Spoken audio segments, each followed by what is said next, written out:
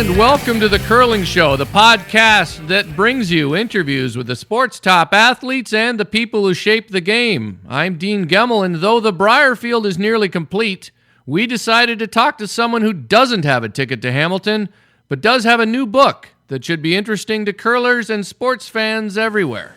The man with just about every title in curling and a new book, Russ Howard. Welcome to The Curling Show. It's great to be here. I want to get to your new book, Hurry Hard, written with Bob Weeks, releasing on, what's the release date exactly? They're going to actually get it out about a week before the Brier, on the 24th, 25th, 26th weekend, but we're going to make sure it's available for the Brier. Okay, great.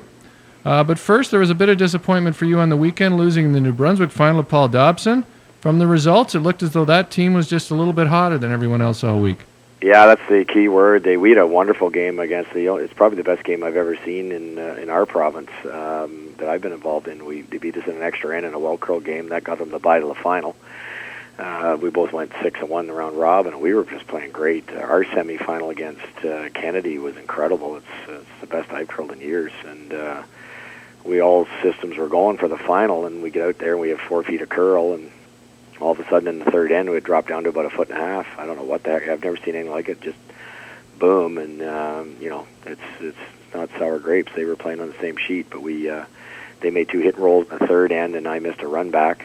Just ran a little straighter than we had seen it all week, and the fourth end was the turning point. They were 2 points up, and we had one dead buried. We're drawing another one in, and it just hung on us. They made a hit and roll to a pin. I got it off the button, and he made another hit and roll, and he had 2 buried in the button. I had to try one of those hero shots from the corner, and just barely missed it, and they stole 2 more, and next thing you know, we were 6 down playing the 7th. Got 3, forced them to 1, still got 2 more, and we actually were only 2 down coming home on straight ice, which is quite an accomplishment, and had 2 buried when he threw his last one. He had to draw the 4-foot, so we made a really good comeback, but 1 shot short. See, you just don't get all that out of the line score. That's why I gotta talk to curlers.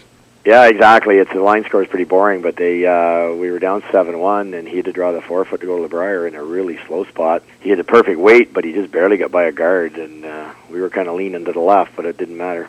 Hey, this past weekend, we saw a lot of teams. Well, a few teams experience some really tough losses that are always part of provincial final season. It's tough not to feel for Blake McDonald after that loss to Kevin Martin.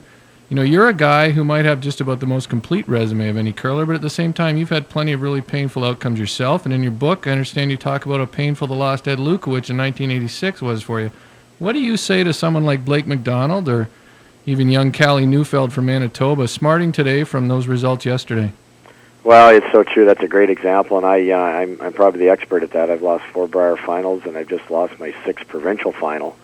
That's 10 major losses, and thank God there's been some wins sprinkled in there. But you get especially to the Neufeld girl, they're a class team, and they played great. And one game doesn't make a career, and I touch on that in my book. That you just can't worry about it.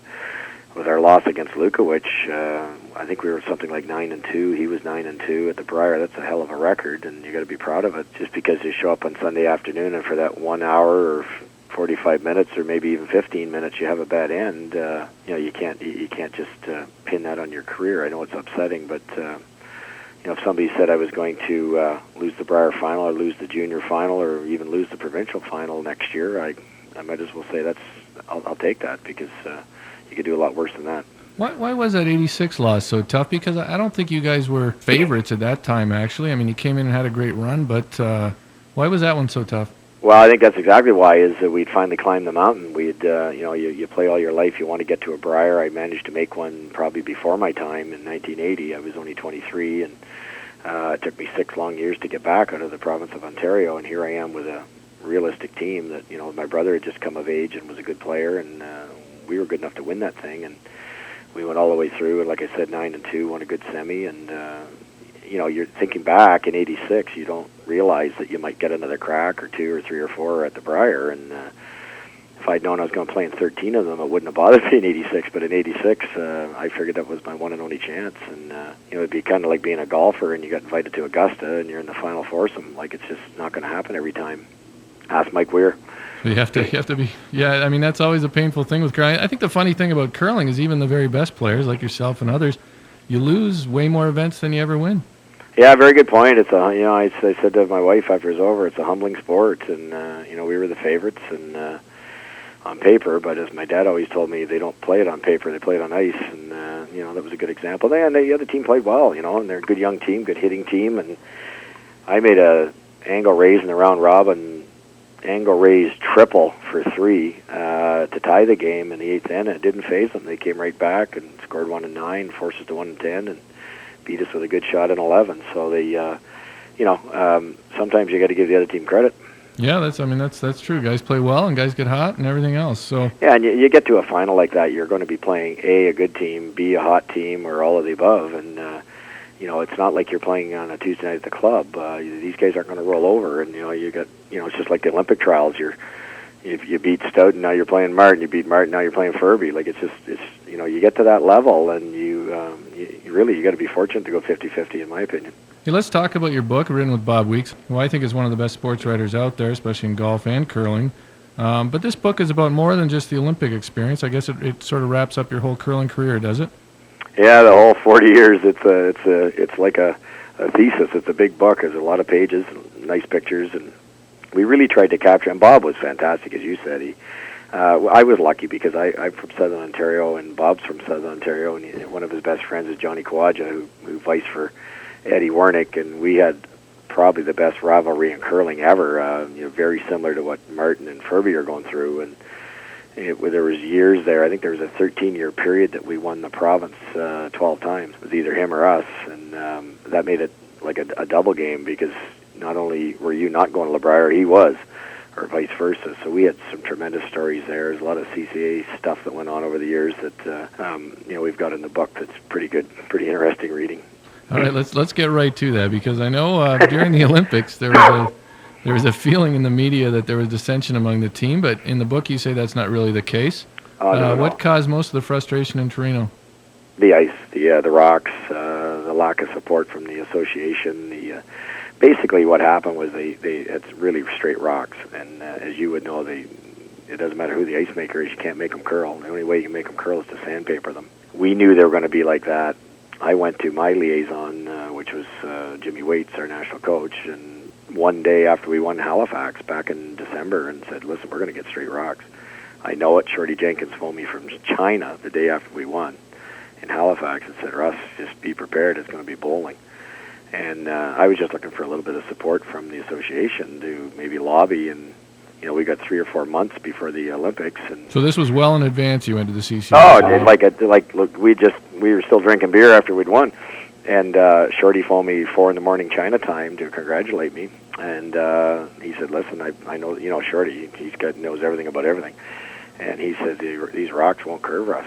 And Jimmy said he had been to the junior worlds were in the same building. He said there was lots of curls, so he kind of poo-pooed it, but it wasn't real. What I'm getting at is it wasn't really ice makers' fault. They had nothing to work with. They just had straight rocks, and that made it difficult for Canada to win, in my opinion. If you look at Gushue and you look at Nichols, they both come from an inside position, and they kind of floated out a little bit. The way you throw a peel, they throw all the rocks like that, a little in out. Uh-huh. At the Brier or at the Olympic trials, that's fantastic because there's so much finish to the rocks, and that's the way you want to throw it. But on straight ice, that's pretty detrimental, and I was just kind of lobbying to hopefully get some better conditions. And for the sport itself, that's the biggest showcase curling will ever have. There's billions of people watched on TV and around the world. There's something like, I think there's 11 million Italians watched the final game, and they don't even curl. Right, and it's nice if they see a game that lets them know why it's called curling. That's great. If they called it straighting, I wouldn't mind, but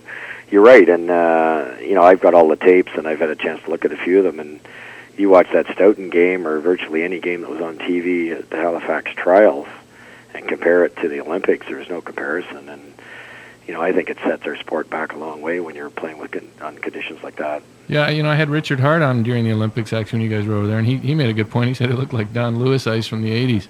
Yeah, there you go. And that's exactly right. And to me, it put us back in the 80s. And how does that sell? Like, think about it. You got a bunch of Italians or people from anywhere around the world that are watching it going, what the hell's this? Bang, bang, bang, bang, bang, and there doesn't seem to be any strategy. And, Jimmy kind of took a shot at me, which I covered in the book, saying that, I got to grow up and quit bitching and get used to bad ice. But, to me, it's, we're not in the 80s anymore. We've got the technology, and, that they don't play the Masters at the 9-hole down the road. They played at Augusta for that reason. It's perfect conditions, and that's what sells your sport. And there's absolutely no reason why we couldn't have lobbied and brought in some nicer rocks or done something to them, like a la the Briar. Well, and the fact is, we should be striving in the sport to have great ice at every curling club, and especially at big events. But without good ice, the game's kind of lousy at any level. Well, yeah, like they brought me in. The boys brought me in to be the strategist, and on straight ice, there's one rock and play, so it's pretty hard to outskip the other guy. I could have done that for you. Yeah, exactly. So it's and in hindsight, all the lobbying that I did at the Olympics, which seemed to frustrate the CCA, by the end of the week, the boys had dished the ice, and at least we had some curl outside in, and that happened about the middle of the week, and funnily enough, we went undefeated after that. You had some other problems with the CCA, I guess, just in terms of your own travel, your family's travel, and how they had a difficult trip over. What was all that about? Well, I'm not sure Janet Gretzky would have to pay her way to go, and I just felt that I spent $27,000 of my own money to get my family over there. Now, albeit they're not competitors, and albeit they had a wonderful time, and I'd do it again tomorrow, but you really wonder, we were kind of kidding Jonathan Meade and Stoughton that maybe they rolled out on purpose because they couldn't afford to go, and in the 10th end, it was a very costly venture. It's $750 a night for a hotel, and for 3 weeks, and no remuneration. So, and how many CCA officials were there? Well, yeah, and they didn't seem to be paying out of their pocket, So it's and all that, we put all that stuff in the book. Like I don't mean to trash the CCA. They won a wonderful Briar which has built the game up huge, but there's a lot of money going to funny spots. I think some people, when they first heard the stories about you talking about how much money you spent, might have come off as sour grapes. Some people might have said, "Hey, I'd just like to be in the Olympics," but when you think about it, that's a big financial burden, and like you said, you haven't had the windfall coming back that maybe some of the other athletes have had.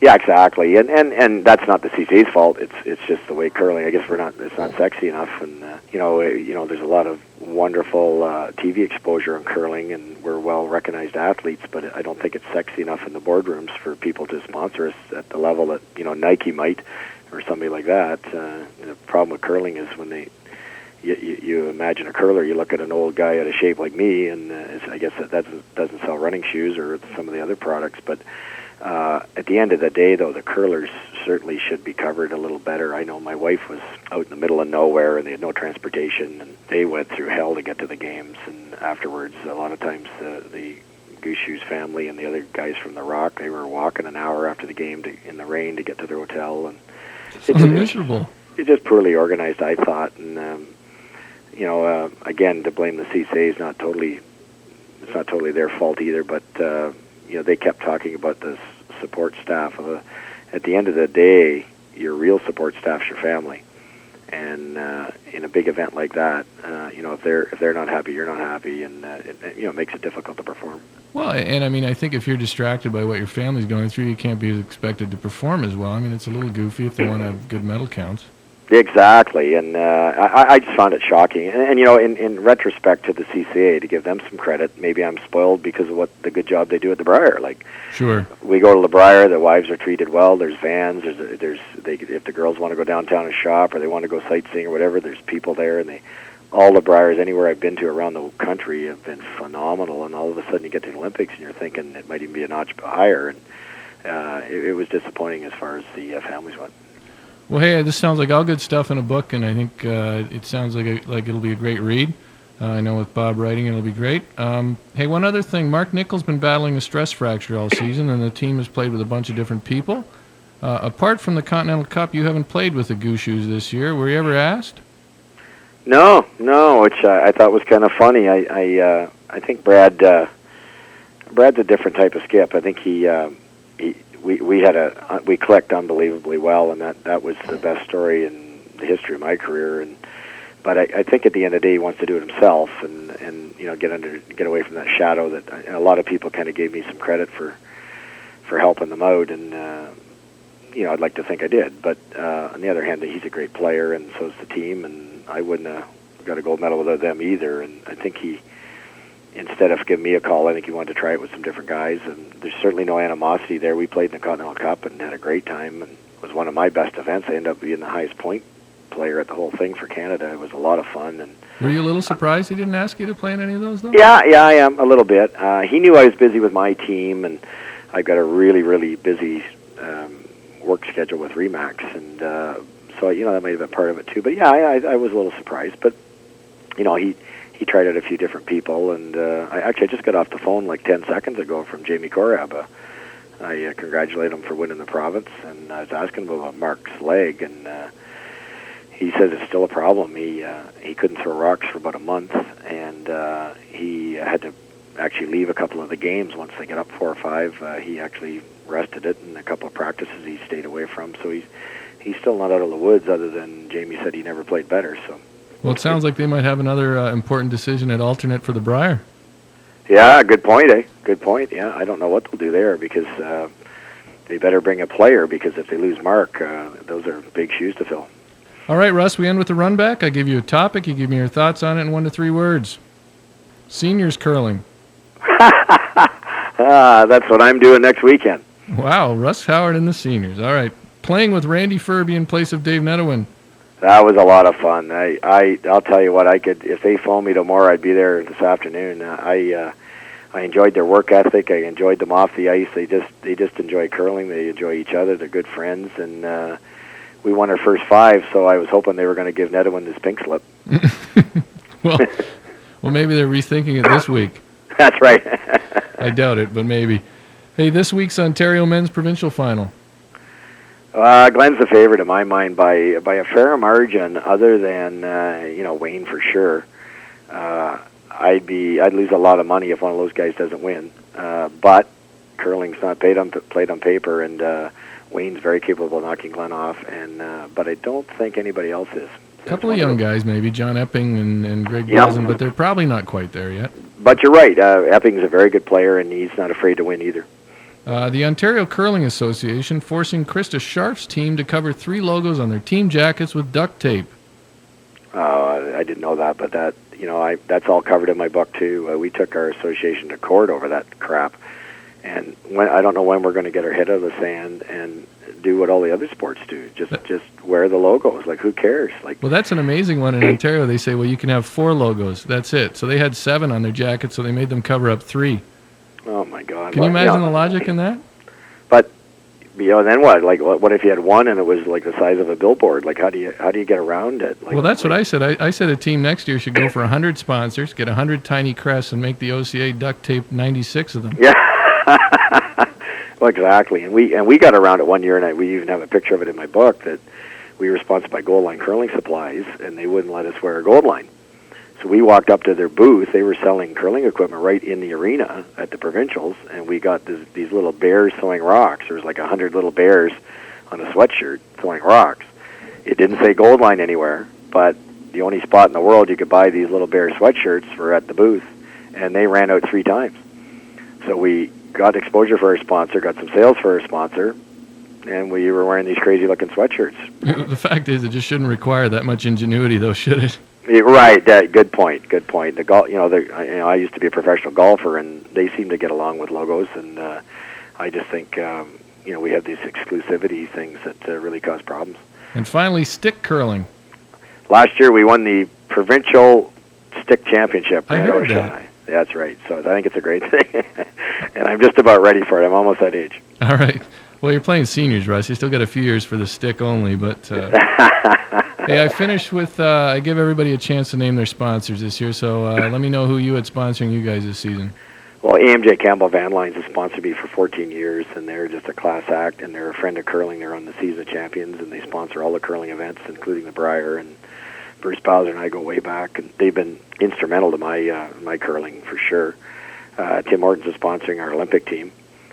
So I'll be at the Brier with them and with AMJ, and if people want to come into the AMJ booth when they're at the Brier in Hamilton, and we'll get them an autographed copy of the book and or wherever else we are in the Brier. But those are our two main sponsors. All right, well, good for both those companies. I mean, I know they're great friends of curling, so good to mention them. And good luck with the book and the book tour I'm sure you'll be on, and selling books at the Brier, and good luck in the seniors, Russ. Thanks a lot. The book is Hurry Hard, the Russ Howard story. The authors, Russ Howard and Bob Weeks of the Globe and Mail and the Ontario Curling Report. I'm not sure the CCA will be buying many copies, so I hope most curlers will. Thanks for listening. Here's the footing.